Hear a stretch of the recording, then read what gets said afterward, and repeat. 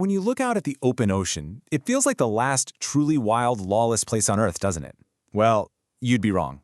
Hiding just beneath the waves is this incredibly complex legal system that, believe it or not, shapes almost every aspect of our modern world.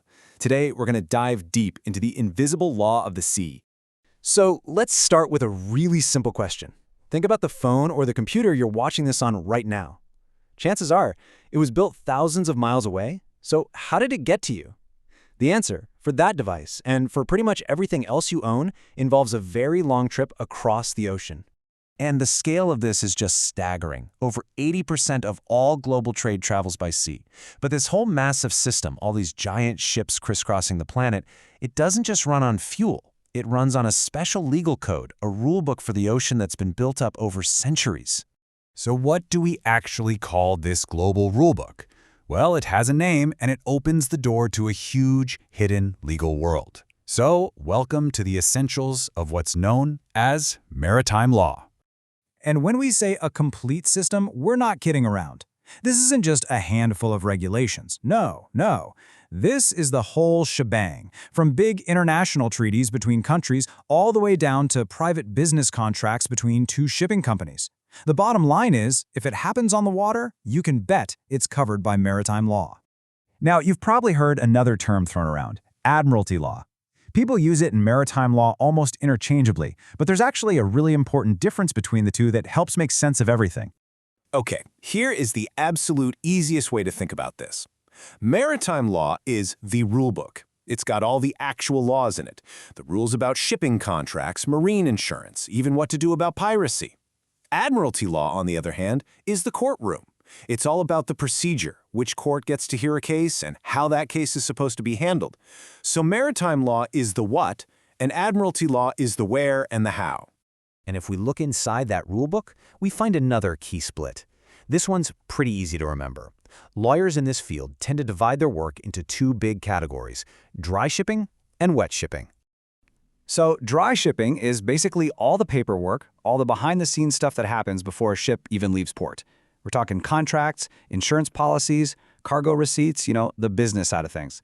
Wet shipping, well, that's when things get real. This is the action movie stuff. Ship collisions, daring rescue and salvage operations, or the huge job of cleaning up a shipwreck. It's basically the deals versus the disasters. All right, so we've got the rules, and we've got the courts. But what about the main character in this whole global drama? The ship itself. Now, you'd think defining what a ship is would be the easiest part, but legally speaking, it's a surprisingly slippery concept. I mean, it seems totally obvious, right? We all know a ship when we see one. But what about a jet ski? Is that a ship? Or what about a massive offshore oil rig? Or just a simple floating work platform? For the law to work, it has to be super precise, and this is where things get really fascinating.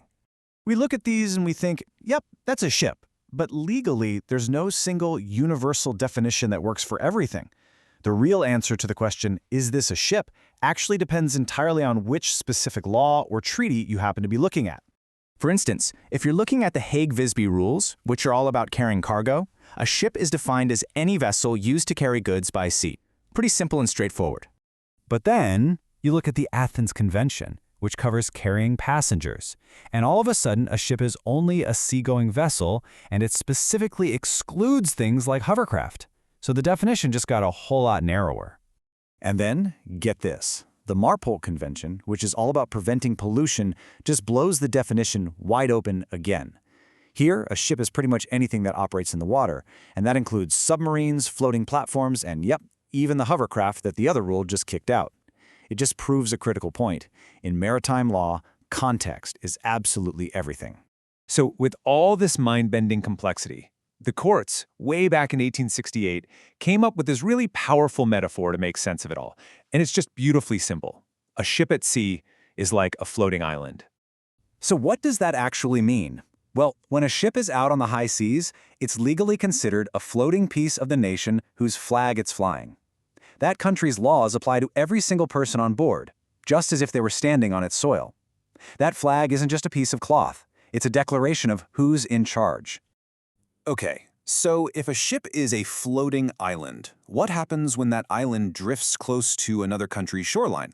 This is where we learn that the ocean isn't just one big empty space. It's actually carved up into very specific zones, and each zone has its own set of rules. To manage all of this, nations have literally drawn invisible legal lines on the water. They've created this whole map of jurisdiction that extends out from every coastline on Earth. It's a system designed to manage rights and, frankly, to avoid total chaos. And it works in layers that stretch out from the coast. For the first 12 nautical miles, you're in the territorial sea.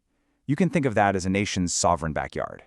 Go out a bit further, to 24 miles, and now you're in the contiguous zone, where a country can enforce specific laws for things like customs or immigration. But the big one is the Exclusive Economic Zone, or EEZ. This zone can stretch up to 200 nautical miles from the coast, and it gives that country the exclusive rights to all the natural resources in that vast area, from fish in the water to oil under the seabed. You know, this entire legal system is built on centuries of tradition, but now it's facing some brand new, pretty wild challenges.